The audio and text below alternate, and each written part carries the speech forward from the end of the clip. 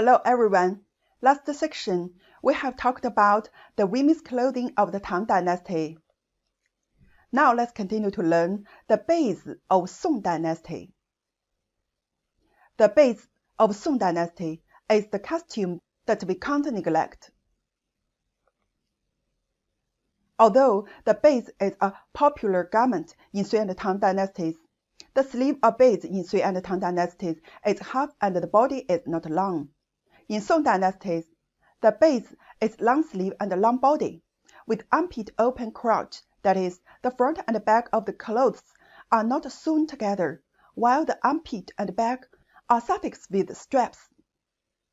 This double belt under the armpit could have tied the front and back lapel, but the Beizi of the Song dynasty did not use it to tie, but hung it for decoration, meaning to imitate the form of zhongdan, that is, underclothes, cross-belt in ancient times to advocate the old fashion. The Beizi is always matched with silk tied around the waist. There are three collar types of Beizi in Song dynasty: straight collar with double lapel, oblique collar with cross lapel, and pleat collar with cross lapel, among which the straight collar is the most widely used. The oblique collar and pleat collar are only worn when men are wearing public clothes, gongfu, while women wear straight collar double-breasted ones. In addition, there are various forms for non-belt Beizi, silk-tied Beizi, and non-silk-tied Beizi.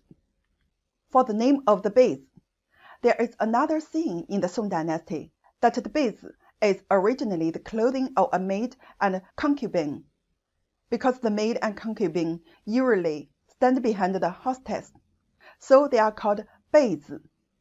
Bei means back or behind. A noble hostess usually wears the Beizi with big sleeves. The men servants, or concubines, wear clothes with crotch open at armpit for convenient walking. The Beizi worn by women in the Song dynasty is short at the beginning and lengthened later. It has developed into a standard pattern with sleeves larger than shirts and length in line with skirt. The shape of the Beizi is slender and naturally hangs down to the feet. The sleeves are also lengthened. The two garments are separated without sewing. Belts are hung under the armpits and behind the two tunics. Long underpants are opened at the left and right armpits. Therefore, they should be tied with silk. Wearing a Beizi is very common in the Song dynasty. Both men and women could wear it, but its style and occasion are different. For menswear, the Beizi cannot be used as formal clothing. Officials often wear the Beizi as a lining when wearing the formal clothing. Scholar officials also wear the Beizi to meet guests at ordinary times, but they must wear hats and silk tie as a proper style. Based on the records, men in the Song dynasty wore robes of emperors, officials, scholars, merchants, and escorts. However, there are formal rules for women to wear the Beizi. The records of clothes, the history of Song dynasty, said that the titled women take the Diyi, that is, clothes decorated with pheasant's feathers or pheasant feather patterns, as the formal dresses, and the Beizi as the daily dresses. The queen wears a Beizi when she comes back from visit the family temple after being conferred titles.